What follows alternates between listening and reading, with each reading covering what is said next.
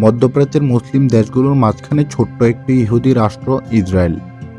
ইসরায়েলই একমাত্র দেশ যারা শুধুমাত্র ধর্মের ভিত্তিতে সরাসরি নাগরিকত্ব দেয় এবং পৃথিবীর যে কোনো প্রান্তের ইহুদিরাই এখানে নাগরিকত্ব পেতে পারে। ইসরায়েল হলো পশ্চিম এশিয়া তথা মধ্যপ্রাচ্যের একটি রাষ্ট্র। দেশটি ভূমধ্যসাগরের দক্ষিণ পূর্ব তীরে এবং লোহিত সাগরের উত্তর তীরে অবস্থিত। উত্তরে লেবানন, উত্তর পূর্বে সিরিয়া, পূর্বে জর্দান ও ফিলিস্তিনের পশ্চিম তীর, পশ্চিমে ফিলিস্তিনের গাজা উপত্যকা এবং দক্ষিণ পশ্চিমে মিশর অবস্থিত। ইসরায়েলের সরকারি নাম স্টেট অফ ইসরায়েল। চলুন জেনে আসি ইসরায়েল সম্পর্কে জানা অজানা আরও কিছু তথ্য। আসিরীয় সাম্রাজ্যের রাজা দ্বিতীয় সার্গন দ্বারা ইসরায়েলিরা ফিলিস্তিন থেকে প্রথম বিতাড়িত হয়েছিল। পরবর্তীতে মিশরের ফেরাউন জেরুজালেম দখল করে ইহুদিদের তাড়িয়ে দেয়। তারপর বেবিলনের রাজা বখতেনসর জেরুজালেম দখল করে ইহুদিদের বন্দী করে নিয়ে আসে এবং তাদের দাস বানিয়ে রাখে। খ্রিস্টপূর্ব 1000 শতাব্দী হতে অঞ্চলটি বিভিন্ন শাসক বা সাম্রাজ্য দ্বারা শাসিত হয়ে 4র্থ শতাব্দীতে রোমান সাম্রাজ্যের অধীনে আসে। 1291 সালের পর অঞ্চলটি ধীরে ধীরে মুসলিম অঞ্চল হয়ে ওঠে এবং মামলুক সালতানাতের অধীনে চলে আসে।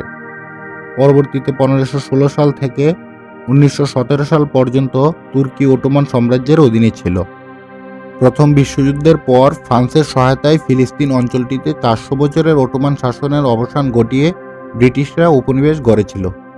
1896 সালে ইহুদি জায়নিস্ট ডক্টর থিওডোর হার্জেল প্রথম ইহুদিদের জন্য আলাদা রাষ্ট্র প্রতিষ্ঠার দাবি করেন।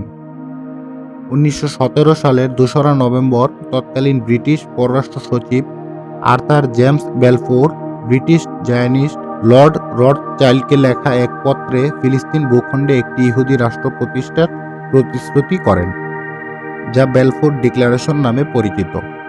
এ ঘোষণার পর ইউরোপ থেকে বিপুল সংখ্যক ইহুদি ফিলিস্তিনিতে এসে বসবাস শুরু করে। 1919 সালে ফিলিস্তিনে ইহুদিদের সংখ্যা ছিল কয়েক হাজার।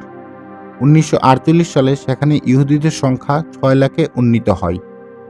বর্তমানে দেশটির জনসংখ্যা প্রায় 98,12,480 জন। 1947 সালে জাতিসংঘের সাধারণ পরিষদে প্রস্তাব পাশ করে ফিলিস্তিন ভূখণ্ডকে দ্বিখণ্ডিত করে 45% ভূমি ফিলিস্তিনিদের এবং বাকি 55% ভূমি ইসরায়েলিদের দেওয়া হয়।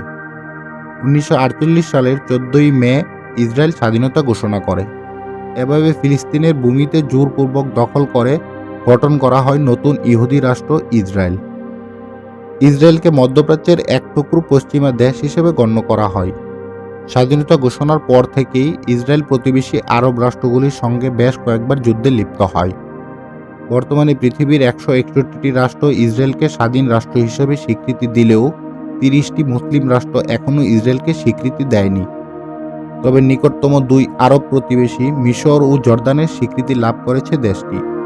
স্বাধীনতা লাভ করার পর মার্কিন যুক্তরাষ্ট্র ও ব্রিটেনের সাহায্যে ইসরায়েল অস্ত্রশস্ত্র ও শক্তিতে পরাক্রমশালী হয়ে ওঠে। ফ্রান্সের সহযোগিতায় দেশটি 60-এর দশক থেকে পরমাণু শক্তিধর হয়। দেশটিতে অসুস্থ এবং বিশেষ ব্যতিক্রম ছাড়া সব নাগরিকদের 18 বছর বয়সের পর বাধ্যতামূলক সেনাবাহিনীতে কাজ করতে হয়। তা শুধু ইহুদিদের জন্যই বাধ্যতামূলক। 1949 সালে ইসরায়েল, লেবানন, জর্দান ও সিরিয়ার মধ্যে যে চুক্তি হয়েছিল, সেই চুক্তি অনুযায়ী দেশটির আয়তন হওয়ার কথা ছিল 20,770 বর্গ কিলোমিটার, কিন্তু ইসরায়েলের বর্তমান আয়তন 27,799 বর্গ কিলোমিটার। দেশটিতে 75% মানুষই ইহুদি। এছাড়াও 15% মুসলিম এবং 5% খ্রিস্টান ধর্মের অনুসারী রয়েছে। ইসরায়েলের রাষ্ট্রভাষা হিব্রু। বহুল প্রচলিত ভাষা হল আরবি। হিব্রু ভাষাটি মধ্যযুগে বিলুপ্ত হয়ে গিয়েছিল, কিন্তু ইহুদিরা হিব্রুকে পুনরুজ্জীবিত করে এবং তাদের জাতীয় ভাষা হিসেবে প্রতিষ্ঠা করে। ইসরায়েলের অর্থনীতি আধুনিক পশ্চিমা অর্থনীতির সমপর্যায়ের। ইসরায়েলের নিজস্ব সম্পদের পরিমাণ খুবই কম। দেশটির মানুষের জীবনযাত্রার মান খুবই উন্নত। দেশটিতে বেকারত্ব খুবই কম। তথ্য প্রযুক্তি, কৃষি ও শিল্প খাত, খাদ্য উৎপাদন, যন্ত্রপাতি ও সরঞ্জাম, সফটওয়্যার, কাটাহীরা, রাসায়নিক, টেক্সটাইল ও পোশাক দেশটির আয়ের উৎস। এছাড়াও মার্কিন যুক্তরাষ্ট্রের পরেই ইসরায়েলি দ্বিতীয় বৃহত্তম সংখ্যক স্টার্টআপ কোম্পানি রয়েছে, যা দেশটির বড় আয়ের উৎস। 2023 সালের হিসাব অনুযায়ী দেশটির মাথাপিছু আয় প্রায় $53,195 ইউএস ডলার।